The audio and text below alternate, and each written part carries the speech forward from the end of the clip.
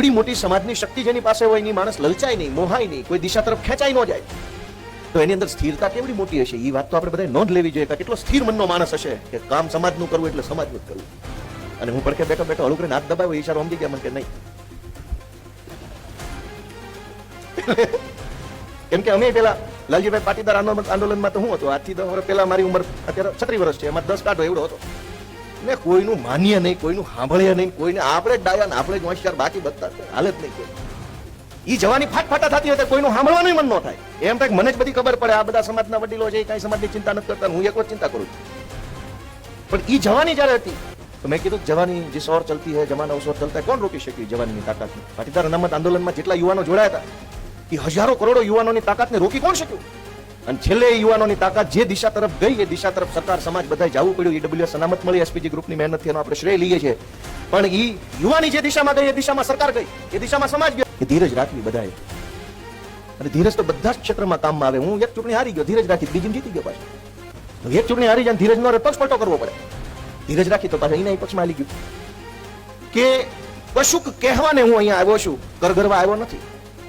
આજીવન હું બીજાની જેમ અનુસરવા આવ્યો નથી. માટે હે દયાના સાગર મુજને તારામાં સમાવી લે. હું અહીંયા ડૂબવાને આવ્યો છું, તરવાને આવ્યો નથી.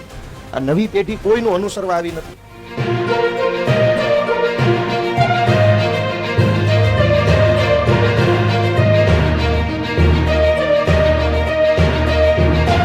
બાકી ગયા હાથ ઊંચો કરો, અડધે સુધી વહી ગયો.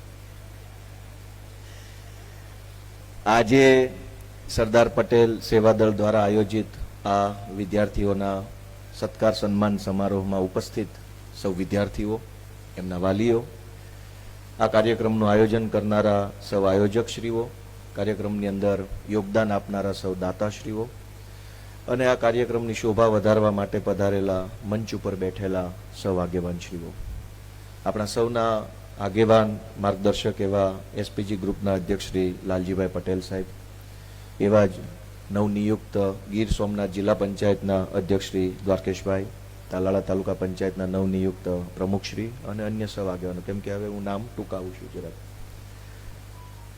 લાલજીભાઈ જે કામ કરે છે, લાલજીભાઈ આ હું નેતા બન્યો પછી મને ખબર પડી કે સમાજનું કામ છે ને એ થેન્કલેસ જોબ છે.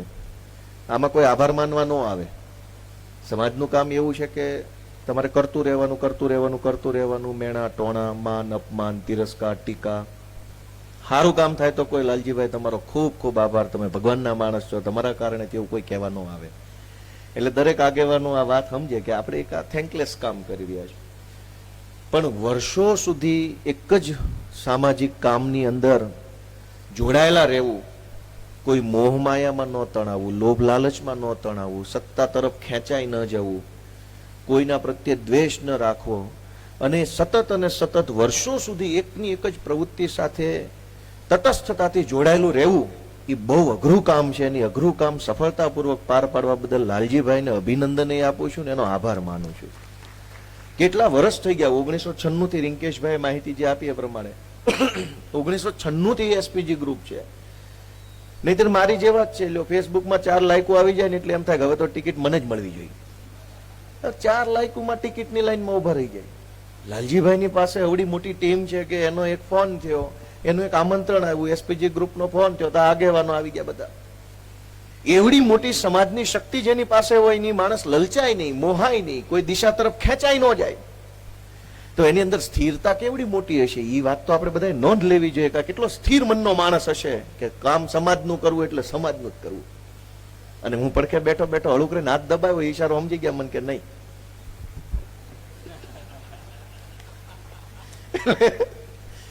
પણ લાલજીભાઈનો હું આભાર માનું છું કે એને અમારી જેવા અનેક યુવાનોને તૈયાર કર્યા. પાટીદાર અનામત આંદોલનના માધ્યમથી અમારી જેવા આવ્યા ન કરે. અમારું આમાં ઉપજે હું? અમને સાંભળે કોણ? અમને બોલાવે કોણ? કે ભાઈ મુનિયા ખુરશી ખુરશી પાથર. પણ ખુરશી પાથરવાની જે ક્ષમતા છે કે જે યોગ્યતા છે એનાથી મંચ ઉપર બેસવા સુધીની યોગ્યતા સુધી જો કોઈ પહોંચાડે તો એ સમાજ પહોંચાડે, સમાજના એસપીજી જેવું પ્લેટફોર્મ પહોંચાડે, લાલજીભાઈ જેવા આગેવાન પહોંચાડે. અને લાલજીભાઈ જેવા નેતા ન હોય, એસપીજી જેવું સંગઠન ન હોય, સમાજનો સપોર્ટ ન હોય તો અમારી જેવા ગમે એવા બુદ્ધિશાળી હોય, કાંઈ એવા તો બુદ્ધિશાળી તો ખટારા ભરા એટલા પડ્યા છે ગામમાં. આગળ કોણ આવી શકે છે? જેને સમાજનો ટેકો મળે, જેને સમાજનું પીઠબળ મળે. અને એટલે આજે આ સત્કાર સમારોહમાં હવે આમાં એક વાત ઈ છે કે હારો સત્કાર જેનો કરવાનો છે એનો જ નથી થયો હજુ. મોટી ઉપાધિ તો ઈ છે એક, બધાનો મારો થઈ ગયો, હું કઈ ટકા બકા લાવ્યો નથી. અને જે બિચારા 90% લાવીને બેઠા છે એ બધાને હું ખૂબ ખૂબ શુભેચ્છાઓ પાઠવું છું કે ભાઈ તમે બહુ મહેનત કરી. અમારે તો આખી જિંદગી એટલા ટકા નથી આવ્યા, બધું જેટલું ભણ્યા એટલાનો સરવાળો મારવી તો 90 નથી થતો. હવે કેવું હું 10માં અને 12માં મારા ટકા ભેગા કરો તો 90 નથી થાય. એમાં હું કેવું? આ નવી પેઢી છે, ખૂબ હોશિયાર છે, જન્મજાત હોશિયાર માણસો છે. અને એટલે એ કવિએ બહુ સરસ વાત કીધી છે કે જવાની जिस तरफ चलती है जमाना उस तरफ चलता है. આ સમાજના વડીલોએ સમાજની ચિંતા કરતી ઘણી વાત કીધી, પણ હું બેઠો બેઠો એમ વિચારતો હતો કે આ નવી પેઢીના જુવાનિયા છે, જે દિશામાં એ જોર મારશે એ દિશામાં આખી દુનિયા હાલવાની છે. આપણે ગમે એમ આડા બાંધીએ કઈ એવું કઈ થવાનું નથી. તાકાત એમની પાસે છે, તનની શક્તિ, મનની શક્તિ, જ્ઞાનની શક્તિ, તમામ પ્રકારની શક્તિથી સજ્જ સેના છે આ સમાજના યુવાનો. એ જે દિશામાં જાય છે એ દિશા તરફ આખી દુનિયા હાલવાની છે. તો એ દિશા કઈ છે એનો દિશા નિર્દેશ આ પ્લેટફોર્મ પરથી થવો જોઈએ. ભાઈ તમે જે દિશામાં જવાનું હોય કઈ દિશા છે? વિજ્ઞાનની દિશા છે, ટેકનોલોજીની દિશા છે, એઆઈ આવી ગયું, કેટલી બધી શક્તિ છે એઆઈ ની અંદર. હું તો રોજ વાપરું છું એને, મારામાં બધા જ પ્રકારના એઆઈ ટૂલ મેં મારા મોબાઈલમાં ઇન્સ્ટોલ કર્યા છે. એટલો બધો એનો જબરજસ્ત ઉપયોગ હું પોતે કરું છું. જેમિની એઆઈ છે, ચેટ જીપીટી છે, ગ્રોક છે, પેલું ક્લોડ મેં હમણાં કર્યું છે. એની અંદર હું કોમ્પ્યુટર લેંગ્વેજ શીખું છું. હું કોમર્સનો વિદ્યાર્થી છું, પણ મને કોડિંગ શીખવામાં બહુ રસ પડ્યો છે, સોફ્ટવેર એન્ડ્રોઈડ ડેવલપમેન્ટ કરવા માટે. તો હું હમણાંથી એમાંથી શીખું છું. લાલજીભાઈ, માણસ જે કરી શકે ને એ બધું તો એઆઈ કરી જ નાખે છે. કેટલાક કામ જે માણસ અત્યારે નથી કરી શકતો એ એઆઈ કરી નાખે છે.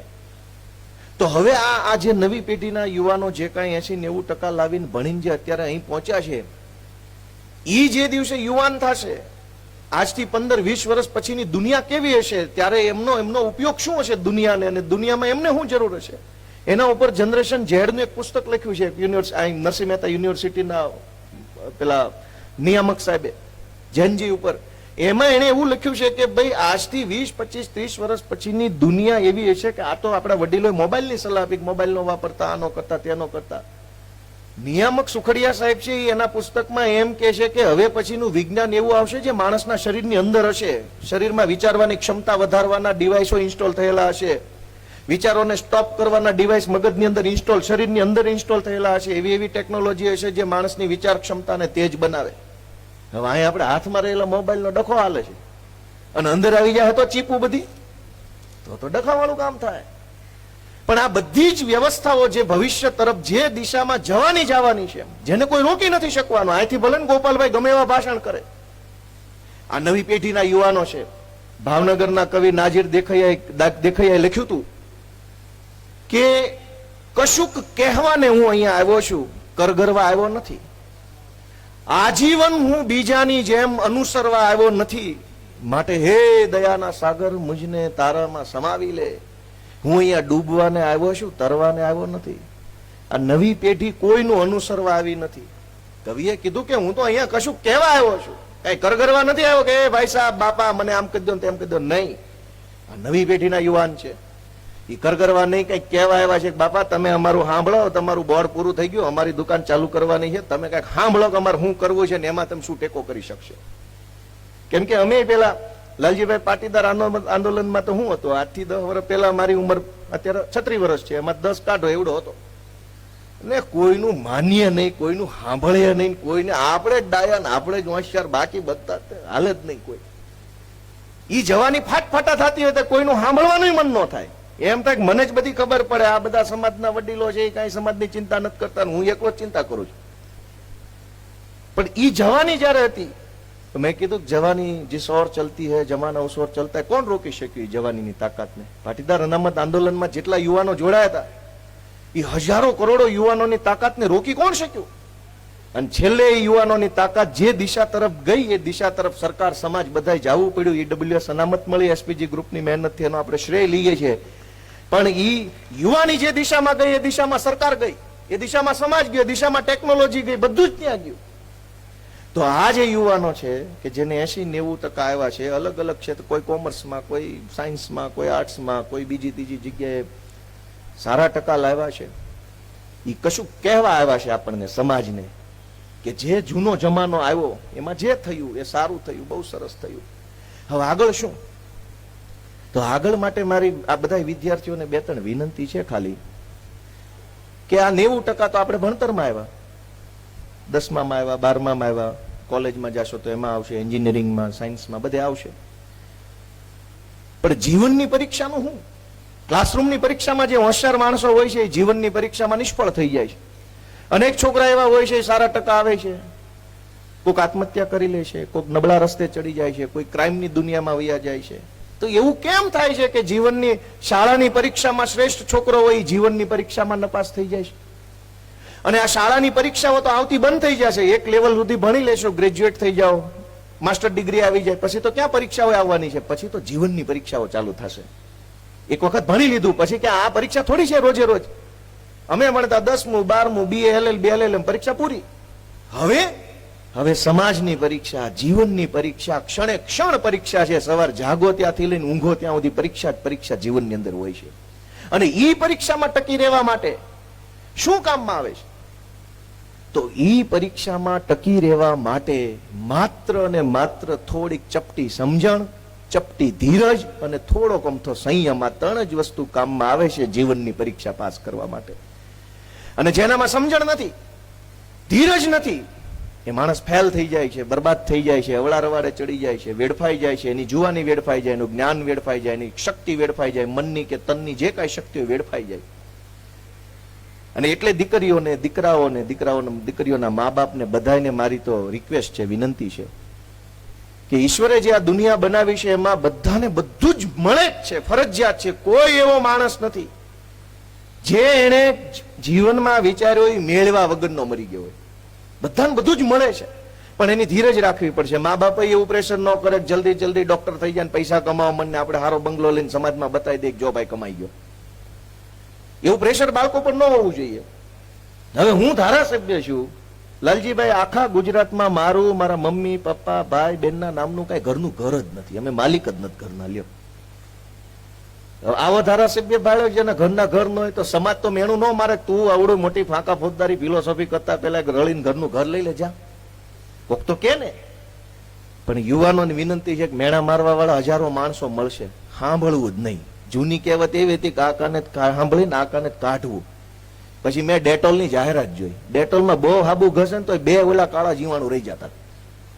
ડેટોલ જેવા ડેટોલમાં 2 રહી જતા હોય તો આ કાને સાંભળો ને આંખોત કાઢો આપણામાં 2 ન રહી જાય?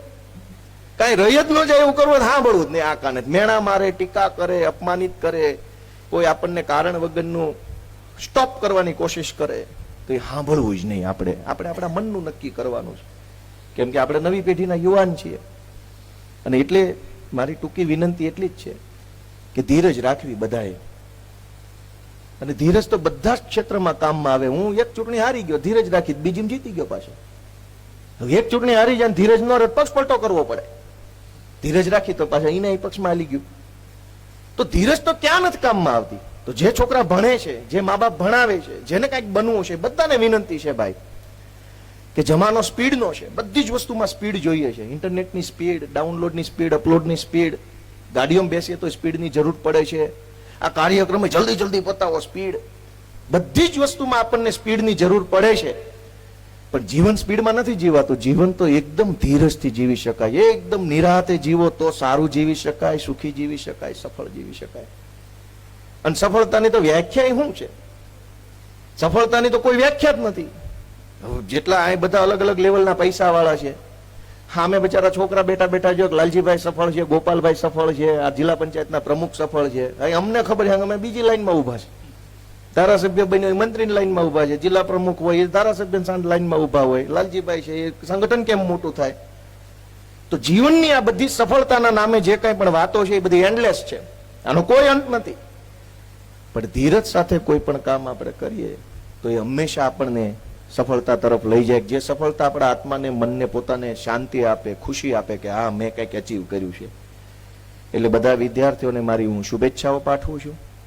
અને ઈશ્વરને પ્રાર્થના કરીએ કે આ બધા જ બાળકો દેશની સેવામાં, સમાજની સેવામાં ખૂબ સારી રીતે કામ કરે, માતા પિતા પણ ખૂબ સારી રીતે સપોર્ટિવ કામ કરે. બાળકોને આપણે પ્રેશર ન કરીએ, કેમ કે હવે એટલા બધા ટેલેન્ટેડ છોકરાઓ છે કે એને કાંઈ કહેવું જ નથી પડે એમ. એટલે બધી જ બહુ સરસ આ કાર્યક્રમ યોજાયો, બધાએ ખૂબ સરસ રીતે આમાં ભાગ લીધો. ફરી એક વખત લાલજીભાઈ અને કલ્પેશભાઈનો વિશેષ આભાર માનીશ કે એમણે આ સરસ મજાનો કાર્યક્રમ આયોજન કરવાનું બીડું હાથ ધર્યું. અને ખાસ વિશેષ આભાર લાલભાઈ સિંગાળાનો કે જેમણે આ પોતાની આખી વ્યવસ્થા વાપરવા આપણને બધાને, સમાજનું ખાલી પટેલ સમાજનો કાર્યક્રમ છે એટલે લાલજીભાઈ કીધું કે આ પાર્ટી પ્લોટે વાપરો, રસોડું વાપરો, રૂમે વાપરો, નહીતર અત્યારે આ વેકેશનની સિઝન છે, રૂમ ભાડે રાખવો હોય તો ભલામણ કરવી પડે. આ સાસણ છે, અહીં ગીર છે, અહીં તો બધા ટુરિસ્ટ આવતા હોય.